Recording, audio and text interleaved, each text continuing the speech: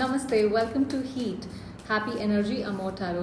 मैं एक ऐसे इंसान की एनर्जी चैनल कर रही हूँ जो जैसे सोचता तो है, बहुत सारा दिन दिमाग में कुछ चल रहा है, पर ज़ुबान पे जैसे ईगो बैठा हुआ हो, तो इसलिए जैसे अपने आप को रोक लेना कुछ भी कहने से।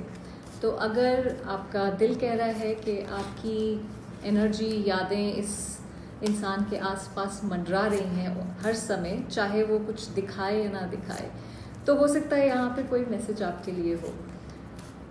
तो देखते हैं कि क्या इस इंसान के दिल में, दिमाग में आपके लिए, इस कनेक्शन के लिए चल रहा है। मैं यूज़ कर रही हूँ hearts hidden secrets Oracle card. So the cards यहाँ पे हैं। Only you influences pride, escaping, bitterness, commitment, open heart, rejection, chemistry and intimacy. Overall energy है लस्टिंग की। देखिए, कहीं ना कहीं ये क्लियरली फील करते हैं कि सिर्फ आप ही हैं जो इनके साथ इनको समझ पाते हैं, जिनके साथ ये खुश फील करते हैं। आप एक जैसे इररिप्लेसेबल इंसान है इनकी लाइफ में, पर इनका ईगो इन्हें कहीं ना कहीं वो एक्सेप्ट नहीं करने देता। जैसे मैंने बोला, ईगो जुबान पे आ जाता है, वो है प्राइड की एनर्जी यहाँ पे। एक्सेप्ट नहीं करना चाहते, वो ईगो नहीं एक्सेप्ट करने देना चाहता शायद। एस्केपिंग की जो एनर्जी यहाँ पे है, ये है कि कनेक्शन को फील करते हैं, आपकी एनर्जी को फील करते हैं, पर उसको उसकी तरफ ओपन रहने की बजाय ये कहीं ना कहीं उसे इग्नोर करते हैं, उसको पुश अवे करते हैं अपने आप से, वहाँ से उससे भागने की कोशिश कर रहे हैं किसी तरीके से। जैसे कोई रात को आपका नाम सोच के फ़ोन उठाए कि मैसेज करूं, कॉल करूं, पर फिर स्क्रीन देखकर वापस रखते हैं, कुछ करे नहीं, तो ईगो बीच में आ जाता है कि क्यों भाई, मैं क्यों करूं। उस तरह की एनर्जी है। तो दिल और दिमाग, ईगो की लड़ाई कहीं ना कहीं है। बिटरनेस और रिजेक्शन, देखिए कहीं ना कहीं हर्ट है ये इंसान, या इन्होंने आपको हर्ट किया है। दोनों ही सिचुएशंस हो सकती हैं, क्योंकि एक कलेक्टिव रीडिंग है। शायद गिल्ट की वजह से भी साइलेंस हो सकता है यहाँ पे कुछ लोगों के लिए। इस इंसान को कहीं रिजेक्शन का डर भी हो सकता है कि अगर इन्होंने कोई कदम आगे बढ़ाया, कुछ किया, तो शायद आप इन्हें एक्सेप्ट ना करें जो भी इन्होंने किया है उस वजह से, क्योंकि इन्फ्लुएंसेस जो है ये किसी तीसरी सिचुएशन, पर्सन की वजह से इन्होंने जो भी किया। कुछ लोगों के लिए वो सिर्फ ईगो भी हो सकता है, पर कोई थर्ड पार्टी सिचुएशन की वजह से ये जो भी हुआ है, आप दोनों के बीच में प्रॉब्लम, वो हुआ है। तो वहाँ रिजेक्शन का डर है कहीं ना कहीं। और ये जो थोड़ा सा हो सकता है रिजेंटमेंट होल्ड कर रहे हो, गुस्सा होल्ड कर रहे हो आपके लिए, तो वो ईगो को थोड़ा सा पुश दे देता है कि भाई मैं क्यों करूं। सो वहाँ पे आके चीज़ें थोड़ा सा अटक जाती हैं। कहीं हो सकता है इनके अंदर ये सवाल भी घूमता हो कि क्या उस इंसान ने मुझे माफ़ कर दिया, आपने उन्हें माफ़ कर दिया है कि नहीं। पर पूछने की जैसे हिम्मत भी नहीं हो रही है, क्योंकि उसमें हिम्मत इसलिए भी नहीं हो रही है क्योंकि रिस्पॉन्सिबिलिटी नहीं लेना चाहते हैं, और इसलिए भी नहीं हो रही है क्योंकि ईगो बोलता है कि मैंने तो गलती की नहीं। कहीं ना कहीं अपने गलतियों को जस्टिफाई करना शुरू कर देते हैं। वो भी कुछ लोगों के लिए यहाँ पे है। सो अगर ये रीडिंग अब तक आपके साथ रेजोनेट कर रही है तो do subscribe to the channel for more. अब इंटीमेसी है, केमिस्ट्री है, ओपन हार्ट है। देखिए, ये एक डीप फिजिकल अट्रैक्शन भी दिखाता है,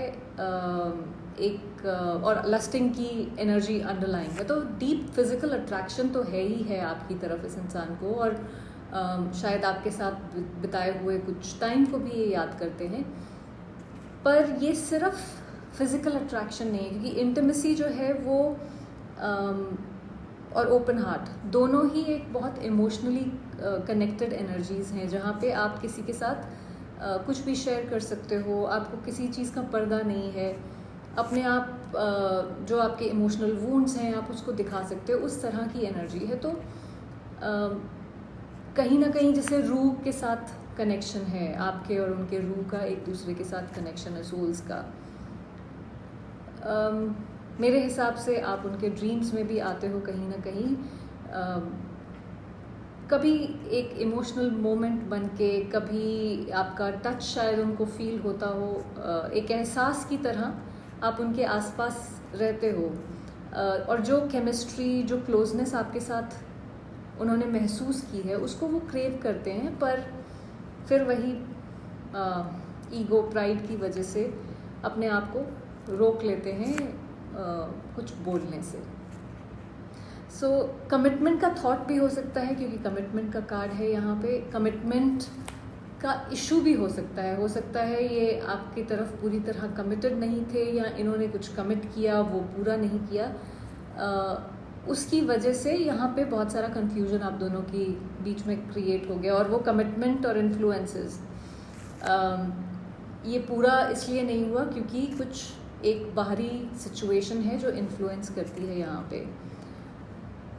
हो सकता है कि इनको कोई और मैनिपुलेट कर रहा हो, या ये फैमिली हो सकती है, सोसाइटी हो सकती है, इनका खुद का डर भी हो सकता है। सो वो आपको अपने फ्यूचर में तो देखते हैं, लेकिन उनका प्रेजेंट उनको पुल कर रहा है डर की तरफ। सो जैसे वो रन अवे ब्राइड मूवी है कि आप मंडप तक ऑलमोस्ट पहुंच जाते हैं और वहाँ से भाग जाते हैं शादी से पहले ही।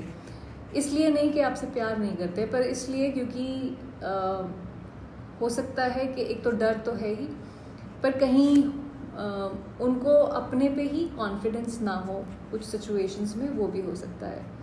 अब ओवरऑल एनर्जी जो लस्टिंग की है, ये है जहाँ पे आप उनके एनर्जी फील्ड में हर समय हो, कि चाहे आप कांटेक्ट में हो चाहे आप ना हो, आप उनके लिए सिर्फ प्यार नहीं हो, कहीं किसी हद तक ऑब्सेशन भी शायद हो या बन गए हो। पर जब ईगो और फियर को कन्फ्रंट करने की बारी आती है तो पीछे भाग जाते हैं। देखिए, वो आपसे दूर होकर भी आपके पास ही हैं कहीं ना कहीं, चाहे वो सिर्फ एहसास में ही हो। उनका दिल तो कहना चाहता है कि मैं तैयार हूँ, पर लेकिन ज़ुबान पे वो आती नहीं है बात। यहाँ पे इनको कितना टाइम लगेगा, ये मतलब हिम्मत जुटा पाएंगे कि नहीं जुटा पाएंगे, वो एक अलग चीज़ है। पर इस दौरान में आपको अपने जो भी वुंड्स इस इंसान ने आपको दिए हैं, वो आपको यहाँ पे हील करने की ज़रूरत है, क्योंकि जब तक आप अपने आप को हील नहीं करते हैं, तब तक आप वो एनर्जी अट्रैक्ट नहीं कर पाएंगे जो हील्ड हो। सो जब दोनों सोल्स एक एनर्जेटिक लेवल पे हील्ड होंगे तो खुद ही कहीं ना कहीं आप खींचे चले आएंगे एक दूसरे की तरफ। आई होप इससे आपको कुछ क्लैरिटी मिली हो। Thank you for watching.